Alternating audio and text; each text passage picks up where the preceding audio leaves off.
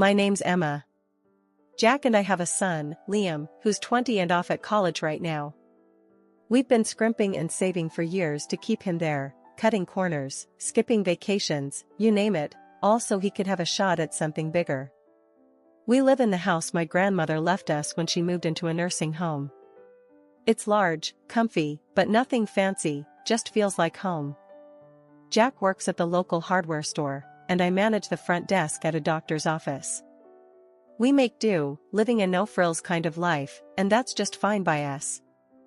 It was a Thursday afternoon, sun hanging just right, made you think about calling it a day early. But then Jack's phone rang, cutting through any thoughts of an early weekend. I was chopping carrots, mind half on dinner, half on a list of bills that needed paying, when I heard him answer. Hello? Mom? Slow down, what's wrong? His face went white as he listened. I stopped what I was doing, towel in hand, watching him pace. He ended the call, looking shaken. That was my dad, he said, sinking into the couch like his strings had been cut. Their business tanked. Bankrupt. They've lost everything, even the house. My heart sank. Oh, Jack, that's terrible. What are they planning to do? They want to come stay with us. Just for a bit, they said, till they sort something out. I hesitated, thinking about our already tight budget, the quiet order of our life that was about to be upended. And what did you tell them? He rubbed his neck, a sure sign he was stressed. Told them I'd talk to you first. It's your house, Emma. Wouldn't just spring that on you without checking. Jack's parents, Frank and Helen, they weren't the easygoing type. High flyers, used to the good life, and our simple setup was miles from what they were accustomed to. You know how they are, Jack. This house, it ain't their style. I know. He looked uneasy. But they're my folks, Em. They're stuck. Thinking of all the times they'd visited, noses turned up at our modest living, it was clear they'd be like fish out of water here. But then, picturing them desperate enough to ask for help, my resolve softened. All right, they can come. But it's temporary, right? Just till they're back on their feet? He picked up his phone, dialed, and after a short, muffled exchange, Mom, Emma, and I talked it over. You can crash here for a bit. But just till you find a place, got it? We're not running a hotel. I couldn't hear what was said on the other end, but Jack's tight-lipped, yes, Mom, we're clear, gave me the gist. He hung up and exhaled long and hard. They're thankful, Em. They'll be here next week. Last week, Jack told his folks they could stay with us for a bit. And today, they were moving in. I watched from the porch as two huge trucks rolled up our driveway, and I swear, my heart sank. Jack was out there directing traffic like some parking lot attendant, trying to keep a smile plastered on his face. Frank was the first to barrel out of the car, a big grin on his face, clapping Jack on the back so hard you'd think he'd won the lottery and not just moved into his son's house. Emma, darling. Helen swept up to me, all perfumed and peppy, planting a kiss on my cheek that felt more like a branding iron. You're an angel for letting us invade like this. I forced a smile, my eyes darting to the mountain of stuff they were unloading.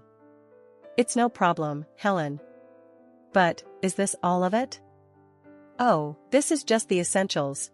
She waved a dismissive hand, as if the pile of furniture and boxes wasn't already swallowing our front yard. The rest we've put in storage. Essentials? I bit my tongue to keep from saying anything rash. If these were essentials, I dreaded to think what they'd left behind. Jack caught my eye, and I could tell he was thinking the same thing. Let's get this stuff inside then, Jack said, more to himself than anyone else. Frank and Helen directed the movers with the kind of authority you'd think they were moving into a palace, not our modest little home. The movers shuffled past, hauling in armchairs, countless boxes, and, would you believe it, a grandfather clock. Who needs a grandfather clock in their temporary home? Right there, boys, just set it all there, Frank directed, pointing at various spots around our living room, which was rapidly disappearing under a sea of their belongings. I pulled Jack aside while the movers took a breather. Jack, this is crazy. They've brought enough to furnish a whole house. Where are we going to put all this? Jack rubbed his temples. I know. I'll talk to them, okay? Let's just get through today. We retreated as the movers continued their work. The whole ground floor was turning into a replica of Frank and Helen's old house. Every corner filled, every space taken over. By the time the movers were done, our once cozy living room looked more like a storage unit. Dinner that night was a chaotic affair. We barely found the table under all the clutter. Frank and Helen seemed oblivious to the mess, chatting away about their journey here. Emma, you really should try this wine, Frank said, popping open a bottle of something French and probably more expensive than our entire grocery budget for the week. We're so grateful to you both, Helen chimed in, her voice sugary enough to give you cavities. It's just till we find our feet. Yeah, about that, Jack started, clearing his throat. We need to talk about some ground rules. Space is tight, and... Oh, don't worry about it, son. Frank waved him off. We'll manage just fine. Won't we, dear? He smiled at Helen, who nodded enthusiastically. I looked around at our invaded space, the piles of boxes, the fancy ornaments, crowding out our simple decorations. Manage just fine?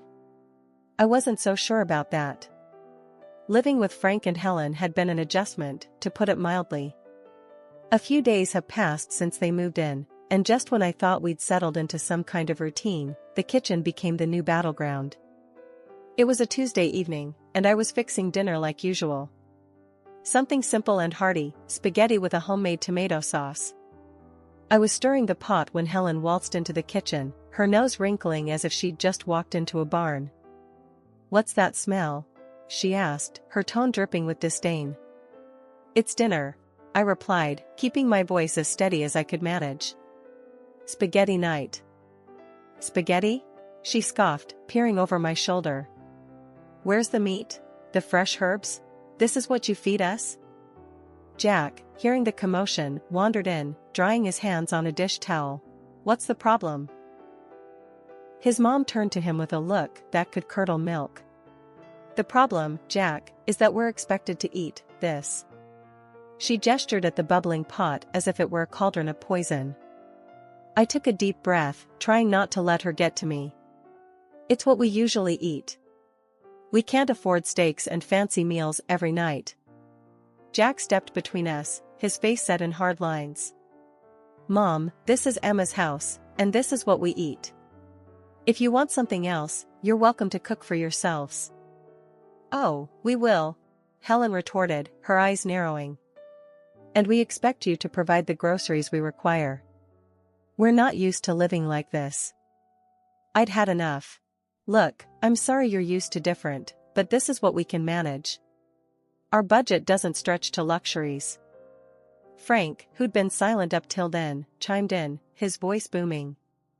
Then perhaps you need to reevaluate your budget, young lady. We're not animals to feed on scraps. Jack's jaw clenched. Dad, that's enough. We're doing the best we can. The room was thick with tension, everyone's shoulders up around their ears. Finally, Helen huffed. Fine.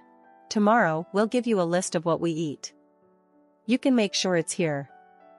The next day, true to her word, Helen handed me a list. Marbled beef, fresh seafood, organic this, imported that. I looked at the list, my heart sinking. That evening, we sat down with Frank and Helen, the list between us on the kitchen table. We expect proper meals, steaks from marbled beef or the finest fish, Frank declared, as if it was the most normal request in the world. Jack and I exchanged shocked looks. We can't swing that, he said, his voice firm but weary. That's just not in our budget. Their response was swift and harsh. Lazy, both of you, Helen snapped. Can't even provide a decent meal. In the end, feeling cornered, I caved to their demands. I started buying only the highest quality products for them, while Jack and I got by on fast food, just to save costs. A month later, I sat down to crunch the numbers, and my heart nearly stopped. Our food expenses had doubled. And to top it off, Helen's daily luxurious baths had sent our water bill through the roof. Dinner had become a battlefield, but tonight was different. Frank and Helen were digging into some lavish dishes they'd insisted on buying, marbled steaks and imported fish. Meanwhile, Jack and I sat across from them, our plates filled with the simple pasta we could afford. The disparity wasn't just on our plates, it was drawing a deeper line between us every day. As they savored another bite of their expensive meals, I couldn't hold back any longer. "This has got to stop," I said, the words heavy in the air. Helen looked up, her fork halfway to her mouth. "What are you talking about now? We can't keep living like this. Eating separately, different meals, it's ridiculous. From now on, everyone in this house eats the same. And we're sticking to what we can afford." Frank laughed, a harsh sound that grated on my nerves. "You expect us to eat that slop?" "It's not slop, it's dinner. It's what we eat," I shot back, my patience fraying. The laughter vanished from Frank's face, replaced by a scowl. Helen chimed in, her tone sharp and accusing. "How can you be so greedy and lazy? Cooking decent food isn't that hard." They both turned to Jack, their expressions full of expectation. "You're going to let her talk to us like this? In your own house?" That was the last straw. Jack's hand slammed down on the table, making the plates jump. "First off, this is Emma's house. And you will treat her with respect." The impact of his words hit hard. Helen's eyes filled with tears, her voice quivering. "I never expected you to raise your voice at me, your own mother." Frank's anger boiled over as he stood, pointing an accusing finger at Jack. "Look at you, henpecked and dancing to her tune. Is this what you've become?" I stood my ground, though my heart was pounding. "Enough. This conversation is over. From today, no more expensive steaks or fish. We eat the same, all of us." Their looks could have frozen the room. For a moment, no one moved, then, without a word, Frank and Helen pushed back from the table and left. Jack and I sat back down, the silence hanging heavy between us. He reached for my hand, squeezing it tight. "I'm sorry it had to come to this." "I am too," I replied, feeling the weight of the evening settle around us. "But it's the right thing. We can't live like this." After the big blow-up at dinner, things cooled down, but only on the surface. Frank and Helen were quieter, sure, but there was a slyness to their silence that put me on edge. I had a feeling they weren't going to take the new house rules lying down, and I was right. It started subtly. A few days later, I was cleaning up after a lunch of sandwiches when the doorbell rang. I wiped my hands on a towel and headed to the front door, expecting maybe a package or a neighbor. But when I opened it, there stood a delivery guy holding a large, aromatic bag from some high-end restaurant in town. "Delivery for Emma," he said, glancing at his clipboard. I was puzzled. There must be some mistake. I didn't order this.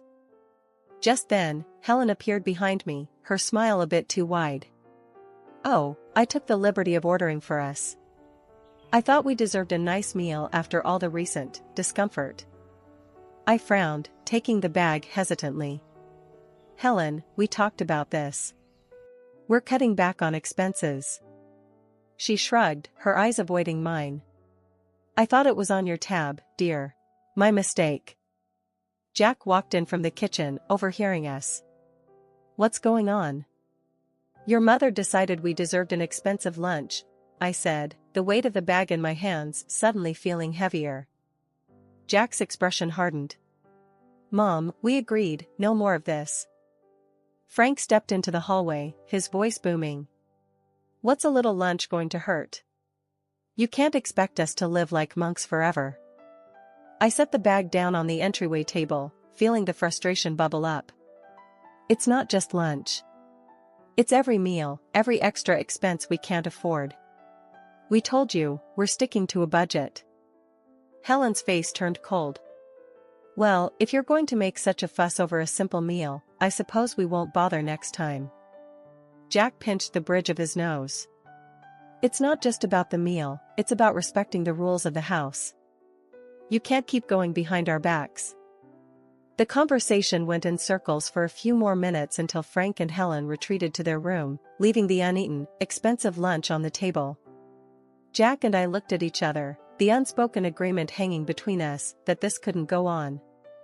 I'll call the restaurant, explain the situation, and cancel any future orders made without our consent, I said, picking up the phone.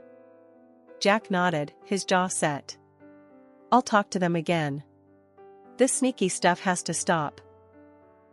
The peace was short-lived after the incident with the unauthorized lunch. Helen and Frank seemed to simmer just below the surface, and you could cut the tension in the house with a knife. I was washing dishes one evening when the calm shattered once again. Jack had just come in from the yard, looking weary. I was about to ask him about his day when the loud crash from the living room had us both running. We found Frank standing over a broken vase, one of the few decorations I really cared about. What happened here? Jack asked, trying to keep his voice level. It slipped, Frank said, barely looking regretful. Accidents happen. But his tone was all wrong. It wasn't apologetic, it was defiant. Jack bent down to pick up the pieces, and I couldn't help but say, "This vase was from my grandmother. It's been here longer than I have." Helen scoffed from the doorway. "It's just a vase. You can get another." "That's not the point, Helen," I snapped, feeling my frustration rise. "The point is respect, something that's clearly lacking here." "You want to talk about respect?" Frank shot back, his voice raising. "What about respecting us? Treating us like second-class citizens in this house?" Jack stood up, facing his father. "You're living here by our goodwill, Dad. Remember that." "It doesn't feel like goodwill," Helen chimed in, her words sharp. "It feels like we're unwelcome." Every day felt like walking on a tightrope with Frank and Helen in our house, but one evening pushed me past my breaking point. We were sitting around the dinner table, the same place that had witnessed countless arguments now, when Helen casually dropped her latest bombshell. "Jack, darling, I found this lovely coat today, and I think we should buy it using the college fund you've set up for Liam," she said, as if suggesting we switch brands of coffee. I choked on my water, coughing as I set my glass down hard on the table. "What did you just say?" I managed, my voice a mix of disbelief and rising anger. Helen smiled sweetly, clearly mistaking my shock for compliance. "It's just money, dear. Liam can always take out loans for college. I really need a new coat." Jack, who'd been quietly seething beside me, slammed his fork down. "Mom, that's out of the question. That money is for our son's education. We're not using it for anything else." Helen's face twisted into a scowl. "How can you deny your own mother a simple request?" "It's not simple, and that's final," I snapped, feeling the last of my patience evaporate. Frank chimed in, his voice raised to a shout. "You're both being unreasonable and cruel. We're your family." The threat came next, his voice cold and calculated. "Maybe the local press would be interested to know how you treat your family." "What about your bosses, huh? Would they like to know?" I felt a mix of fury and fear churn in my stomach, but I knew we couldn't cave. "Enough," I shouted back, standing up. "This is not how family treats each other. You two need to find another place to live. This isn't working." Helen burst into tears, playing the victim, while Frank continued to hurl accusations and threats. The dinner ended with them storming out of the room, leaving Jack and me in stunned silence. Once the house was quiet, I retreated to the bedroom and dialed my grandmother. She picked up after a few rings, her voice a comforting presence. "Grandma, it's Emma," I said, my voice thick with emotion. "What's wrong, dear?" she asked, her tone immediately alert. I poured out everything, the demands, the threats, the impossible situation with Helen and Frank. She listened without interrupting, her quiet hums a steady reassurance in the background. When I finished, there was a brief pause. Then, decisively, she said, "I'll come to stay with you for a couple of months." "Are you sure, Grandma?" what about the nursing home? I'm sure.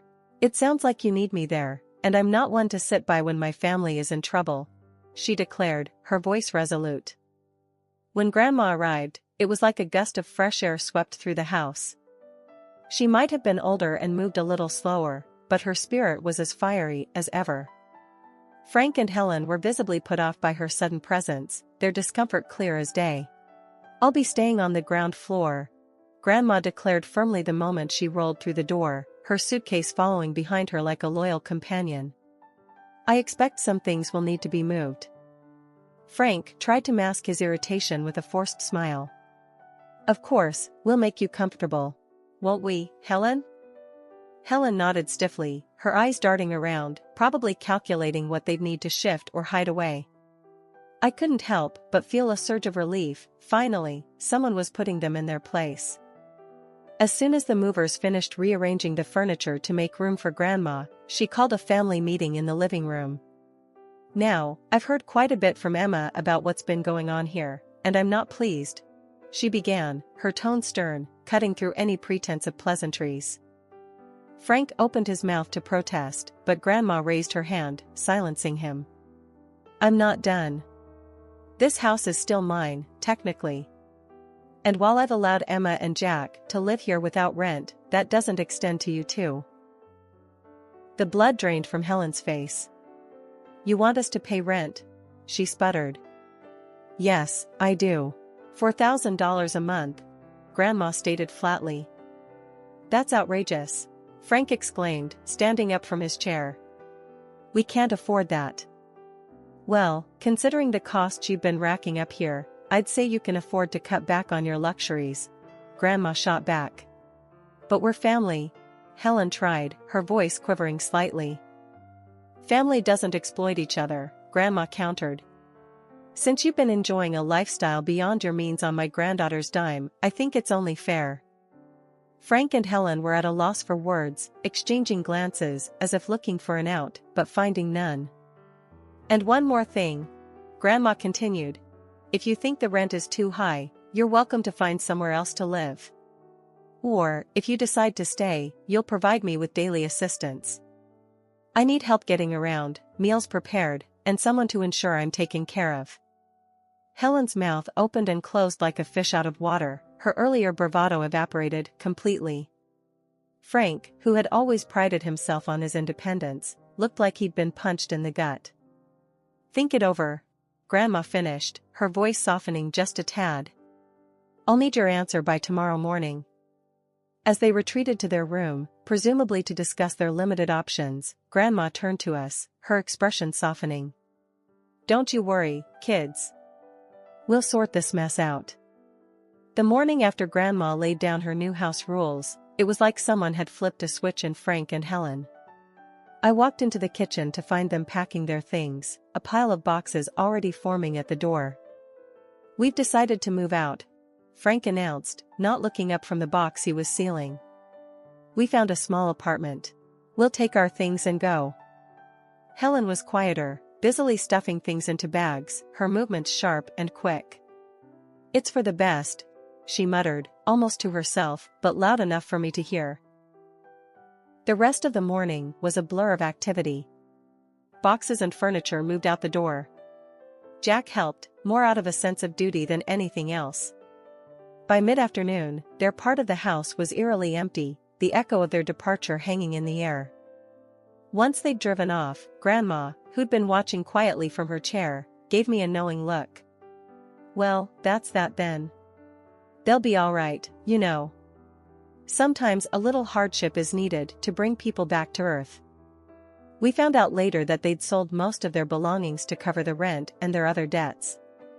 The luxurious life they were used to was trimmed down to essentials, much like their new apartment. Grandma stayed with us for 2 more weeks, a comforting presence in the house. But eventually, she decided it was time to return to her nursing home. Driving her back to the nursing home, I felt a mix of sadness and relief. Thanks for everything, Grandma. We couldn't have managed without you. She waved off my thanks with a chuckle. Oh, nonsense. You're stronger than you think. Just remember to stand up for yourselves. No one else will do it for you. I hugged her goodbye, promising to visit soon. When I got home, the house seemed bigger, quieter. That night, we sat on our porch, the evening air cool and pleasant. Life had thrown us a curveball, but we had caught it, dealt with it, and were ready to move on. Whatever came next, we knew we could handle it together, with or without anyone else's approval.